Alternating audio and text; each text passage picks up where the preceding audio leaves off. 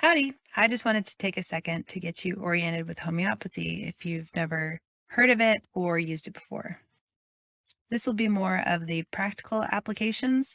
There's a lot of theory behind it, a lot of history, and a lot of resources to figure that out. I wanted to give you the quick and dirty of what you need to be successful in homeopathy. As a user of homeopathic remedies, the first thing to know is that observation is key.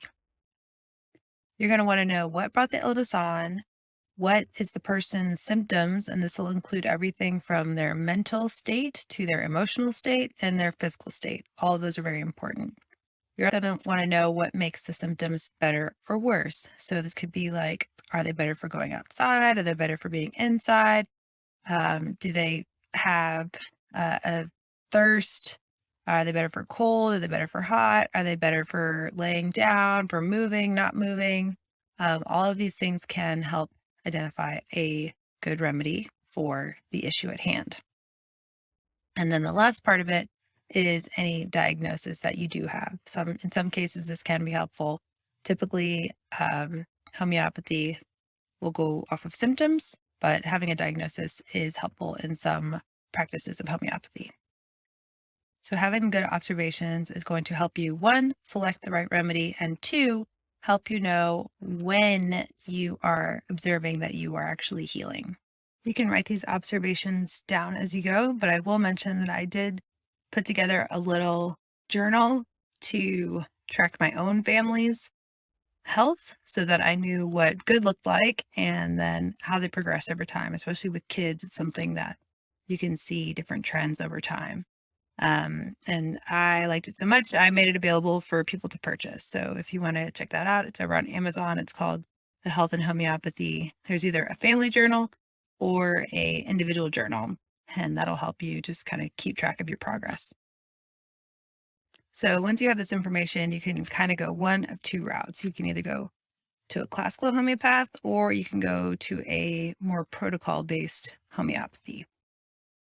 In classical, they want to look at all of your symptoms. They're going to typically prescribe one remedy and let that remedy work for up to 8 weeks before they would assess how things have changed.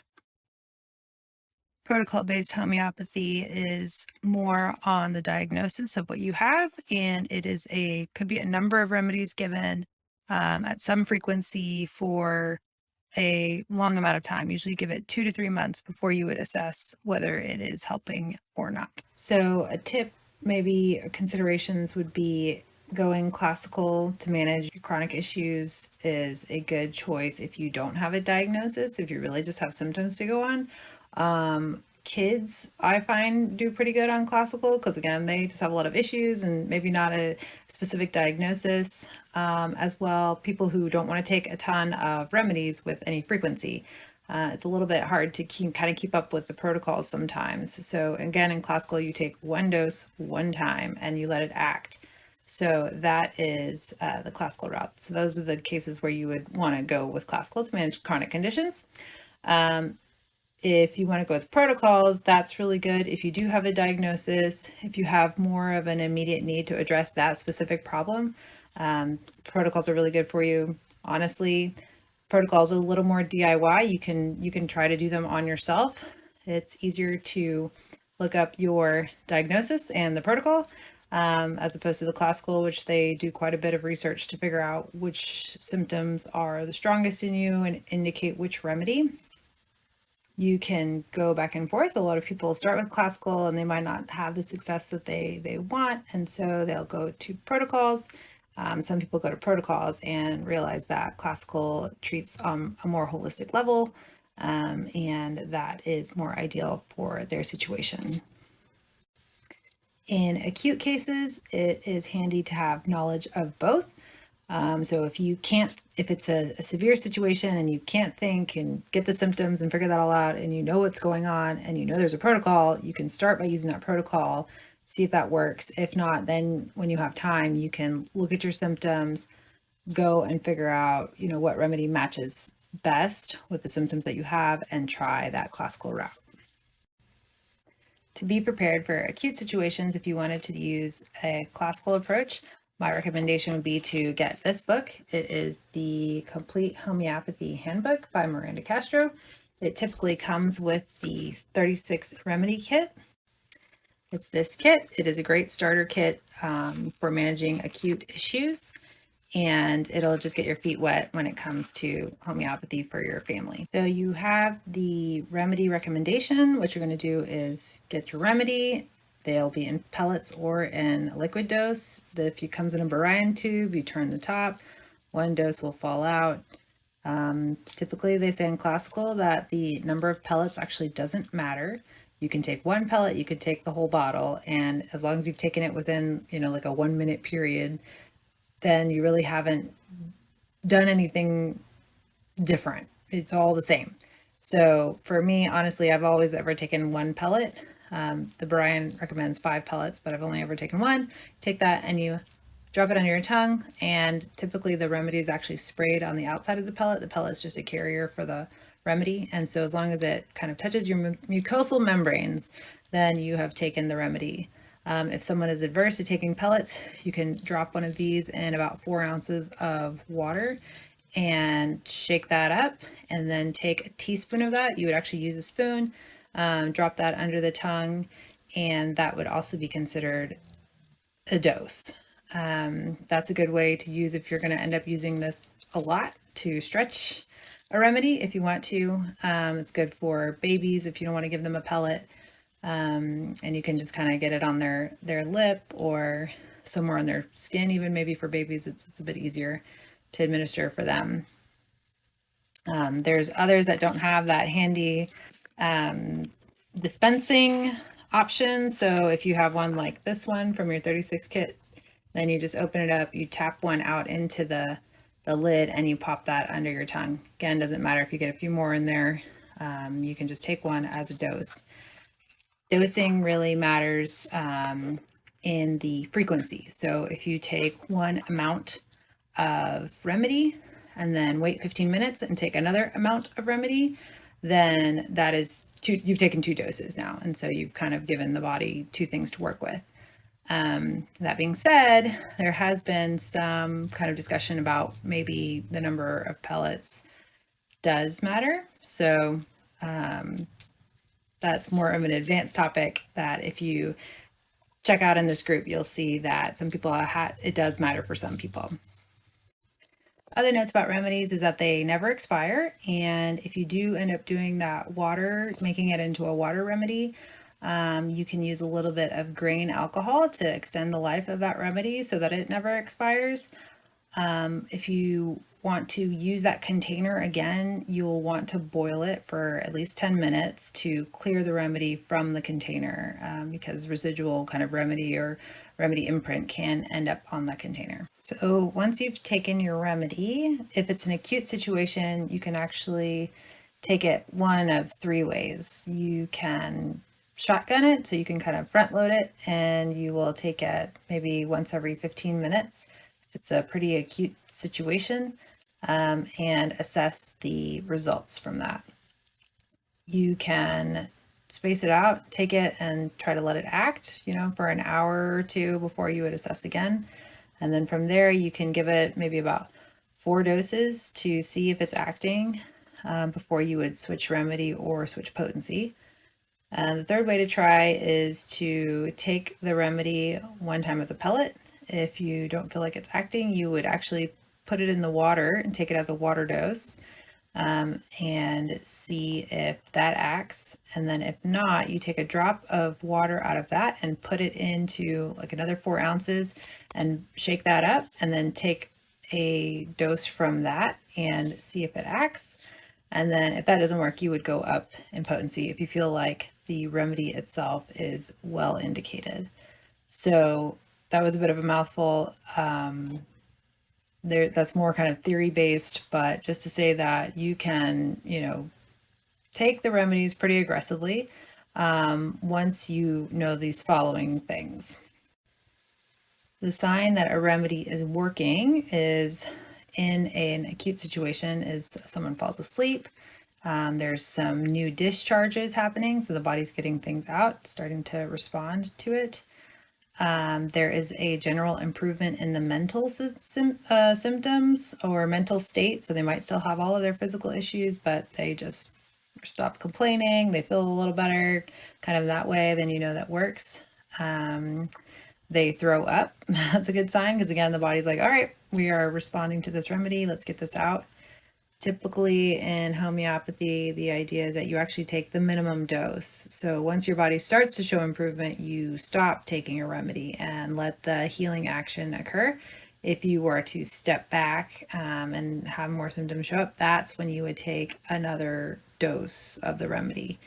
When you're healing chronic issues, you're looking for the direction of cure. So there are 3 principles for the direction of cure. The first is from the inside out. So your internal organs are more important. If your body is healing, then it's going to take that disease from the internal organ and move it out to a place where it can properly manage it without risking your life. So typically you'll see it goes from the inside, you'll develop a rash or something. So that's actually a good sign that you're healing. The second one is that you go from top to bottom. For me, it was my acne. It was on my face, and then as I was healing it, it started moving down my back. So that was cool to see that. And it was a good sign that I was on the right track and I could continue those remedies. The last thing is from present illness to past. So I had another issue around my neck. It had a lot of neck pain. And the remedies I were taking at the time was more just for the structural issues. But then I was having pain that I could not resolve with the remedies I had taken before. So I switched my remedy actually to one that was an injury remedy. And it worked at the time. And so really it made me think, oh, this neck pain was from an accident I had when I was 10 years old. And it wasn't just from sitting at the office chair, it was something that, my body just hadn't healed properly. So that was a good indication for me that I was getting to that past part that I could uproot that illness. This will also be the case where if you have a lot of mental issues or maybe physical issues that have come from emotional trauma, those will be brought up. So just be ready when you're taking a remedy. You might want to clear your schedule a little bit to anticipate some of these things coming to come get healed, or just be aware that it might be part of the healing process. And typically, as a note with that, if they do come up and you want to treat it acutely, that's something that if you're working with a professional, you'll want to consult with them on. They might not want you to use other remedies. They might want you to stick with what they're giving you. But otherwise, you'd have to make that assessment on your own if you're not working with a professional. Signs that a remedy is not well indicated would be any of the opposite direction of cure. So if things are going from down to up, from outside, so any skin issues that gets pushed into your lungs, maybe you develop a cough, that's not a good sign. You might also observe something called an aggravation. This is an intensification of the symptoms that you already have. This is a really good sign that the remedy you've chosen is well selected. It could just be a bit uncomfortable. So it is good to have something called the remedy zapper available, or you can just smell some really strong peppermint. If you start getting symptoms that you did not have previously, then that is something called approving, and also typically harmless.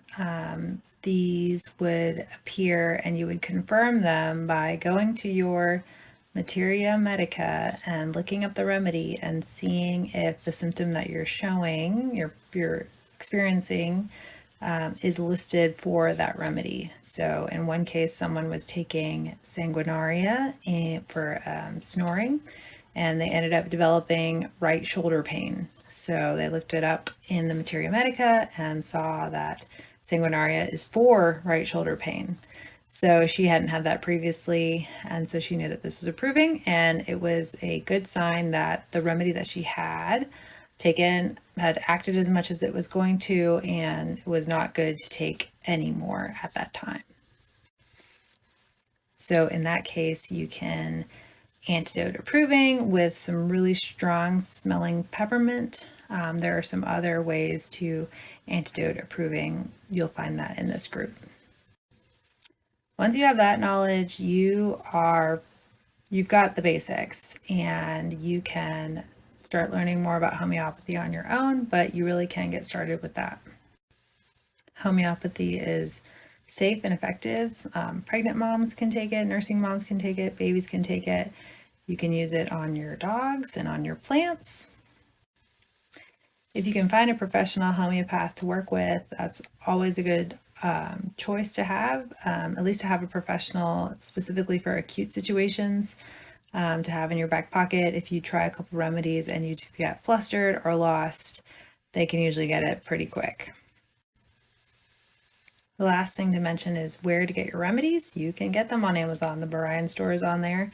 There's a couple different pharmacies in the US and globally that you can get them from. So again, more details are in this group. The remedies are going to have the name, and it's also going to have the potency. So potency does matter. A quick note on that. So typically you'll see a 6C, a 30C, a 200C, and then it goes up to 1M, and it kind of goes from there. The potencies, 6C is considered a low potency, and then as you go up, it's a higher potency, and each of those are gotten by a different level of dilution. So actually, the more diluted it is, the higher potency it is, which is a little confusing, but it makes sense after a while. Some notes about potencies, kind of the lower potencies work maybe more on the physical level, more for lower vitality people. So elderly, might be better suited for the low potencies. And then the higher ones are for high vitality. So kids, can handle the 200Cs no problems, and for more mental, emotional symptoms for the higher potency items. Just kind of a word of caution, I would say anything above a 200C, you're going to want to either make sure it's in a protocol that you're using it, or that you've developed some understanding of homeopathy, or have a professional homeopath you're working with. It's kind of the safe potency ranges are anything 200C and below. Not that really anything bad, would happen substantially, but it's just a matter of really understanding provings and aggravations, and then how to manage those should they arise. In terms of the Banerji protocols, there's a couple different nomenclature points. So E2D is every second day, E3D is every third day. If it's just 2D, that means twice a day, 3D, 3 times a day, those kind of things. There is a symbol, which is a 0 with a dash through it, and that indicates a mother tincture. So that's something that you would have to order specifically. And then they do, indicate liquid or pellet form. So to be precise to the Banerji protocols, you would get exactly what they have prescribed. And then you would take the first line remedy.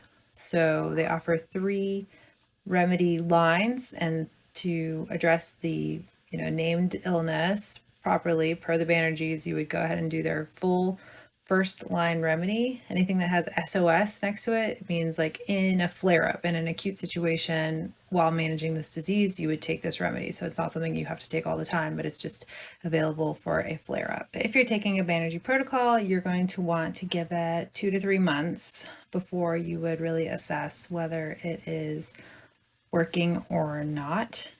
The idea, again, going back to observation, is that it can be very subtle, but any positive improvement would indicate that you would continue to take the protocol. Again, as a side note, typically in homeopathy, the idea is that you actually take the minimum dose. So once your body starts to show improvement, you stop taking a remedy and let the healing action occur. If you were to step back and have more symptoms show up, that's when you would take another dose of the remedy. In the Banerji protocols, the understanding is that they have theirs spaced out such that it complements itself. Like you're not going to have any issues, and that you will continue on the remedy, and that things are happening. You might not just observe them, obviously. So again, going back to your observations to say, well, I was waking up and having to go to the bathroom 3 times a night, five nights a week. And now I am having to wake up 5 nights a week, but I'm only have to go to the bathroom 2 times a night.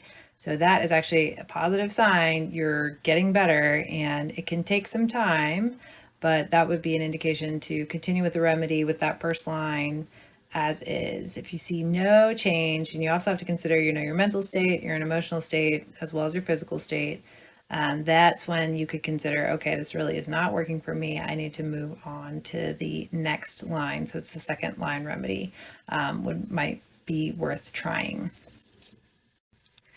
So just to put that into perspective, it can take a year or two for some things to resolve. But if you're going with the allopathic route, a lot of situations there, you're having to be on the medicine for the rest of your life. So be patient with it. Understand again that there's no real negative side effects from taking homeopathy. And again, if you're on your allopathic medicine, there are always potential for side effects. So while it might seem frustrating, it's not working quickly, have faith and kind of stay the course. And if all else fails, reach out to a professional. Again, whether it's classical or protocol based, someone in this group, someone you find elsewhere. There's a lot of experience out there. It's been around for 200 years, so people have figured things out, and have at it. So good luck, and we hope to see you well.